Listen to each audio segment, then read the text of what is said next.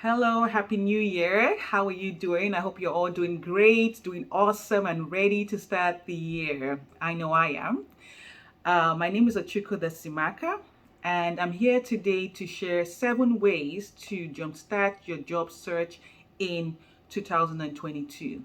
7 ways to jumpstart your job search in 2022. Who am I? I'm a HR professional who has been in HR for 13 years. I've worked with different organizations. I've worked in oil and gas with Shell. I've worked with Amazon, retail and distribution, manufacturing. I'm currently working with Unilever, so I'm actively still practicing human resources. I've worked in different functions like recruitment or business partnering and HR management in general. I'm also a career management expert. So I'm a resume writer, I'm a career coach, I'm an interview coach, and I'm a mental health coach. And that's why I'm here today to share the useful tips and strategies that have helped me and also helped a lot of people who have worked with me to get amazing results in their job search, to get wonderful interviews and to get amazing jobs as well. And why do I care? Why should I care? I'm sure you're wondering, like, why am I doing this video? Why does she care? Why does she want to help me? Because I've been through those seasons of uncertainty and anxiety and fear when you're looking for a new job and having to make that transition. It's not very easy to navigate, and you really don't know exactly what to do or how to go about it.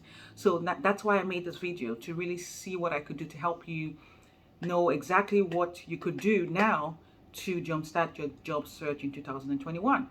So let's get started.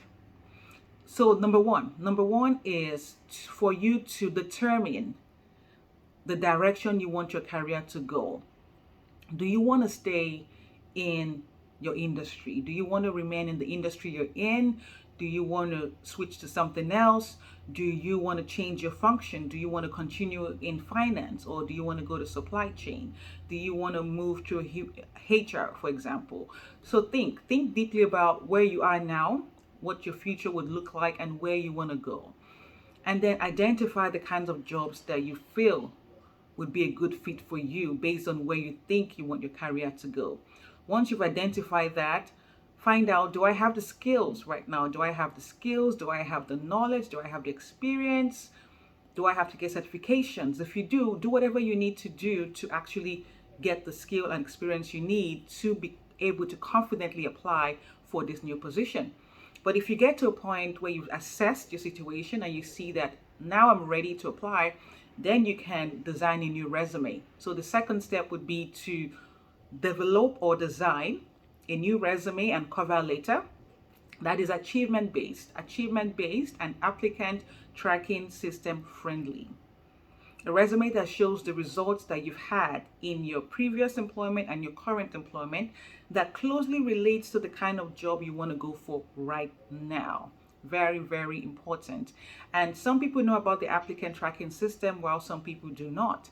The applicant tracking system is a software that most companies use now as a screener. It's the first level resume screener. It helps recruiters to essentially streamline the recruitment process, and it makes it easier for hiring managers and recruiters to find candidates using keywords and phrases. So the applicant tracking system scans your resume whenever you apply for a new position, and it identifies those resumes that are closely related or closely matched with the job opening based on keywords and phrases. So you want to make sure that your resume that you design and the cover letter as well have the right keywords and the right phrases for the kind of job that you want to go for your target job.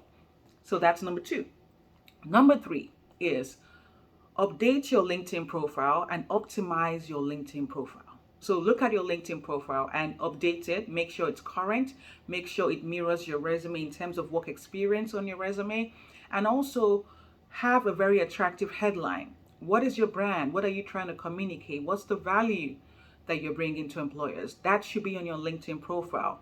See if you can get some recommendations from people who you've worked with in the past and people who you've done some kind of work with currently as well, right? People who can say things about you that would be good, and people who you know can really be authentic with their recommendations about you. Actual recommendations.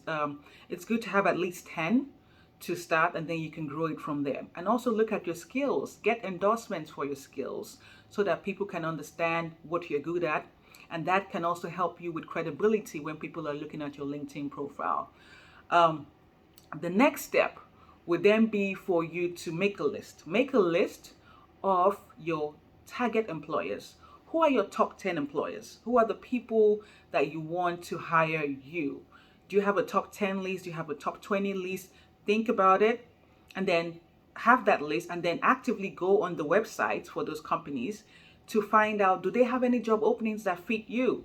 Are there jobs online that you want to apply for that fit you? And then the other step would be for you to create job search alerts. So go on LinkedIn, go on Indeed, go on Glassdoor, ZipRecruiter if you have access to that as well, and go to Google. Set up job search alerts. So conduct a search using the job title that you would like to have, and put in the location and other parameters about the job, so that you can begin to get emails from Google and Indeed and Glassdoor and LinkedIn whenever there's a job that is posted that actually fits what you're looking for. That way you would know instantly, or as quickly as possible, whenever a job that fits what you're looking for is posted online. That really, really helps as well. And then the next step will be for you to build your professional LinkedIn network. Build your LinkedIn network.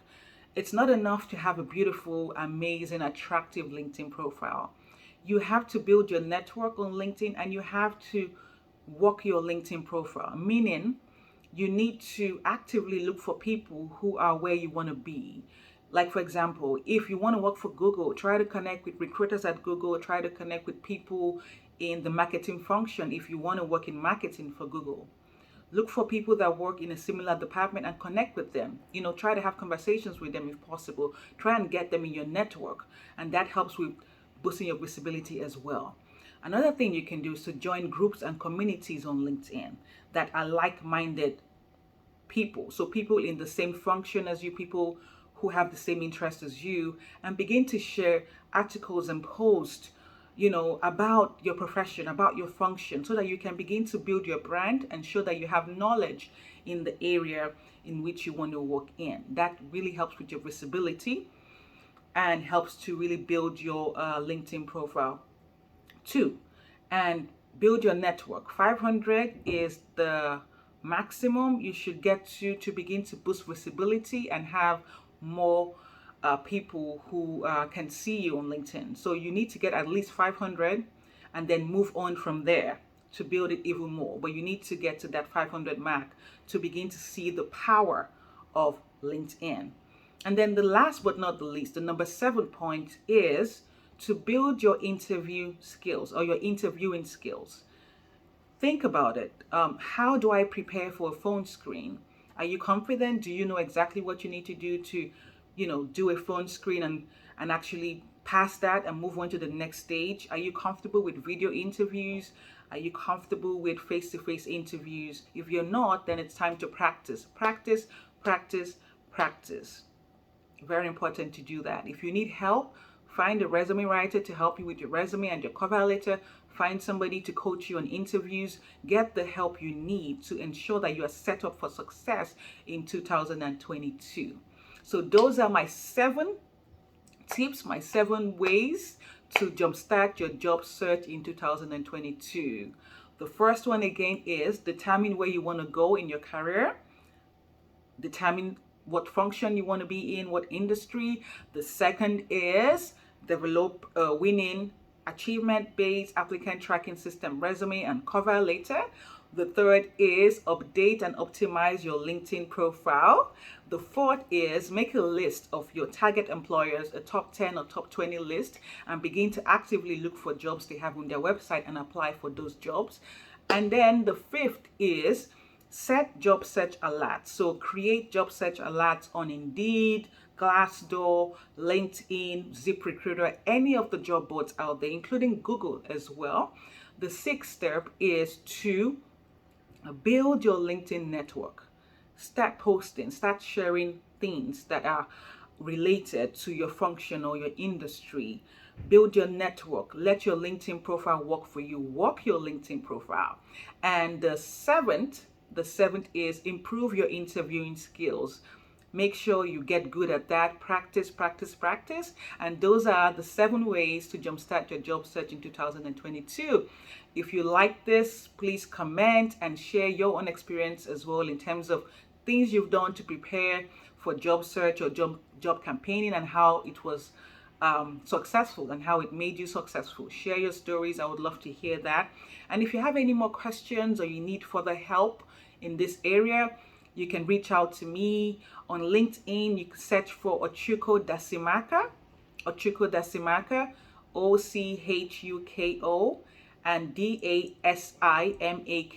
Find me on LinkedIn with my name, or you can find me on Facebook as well with the same name. So I'm there. And if you're on Instagram, search for Career Heights, CareerHeights, Career Heights with an S. You would also find me there. Feel free to reach out. I'll be happy to help you. I'll be happy to answer more questions. Thank you so much. I wish you all the best in 2022, and I'm sure you will be successful. Have a great day and have a wonderful, wonderful 2022. Bye for now.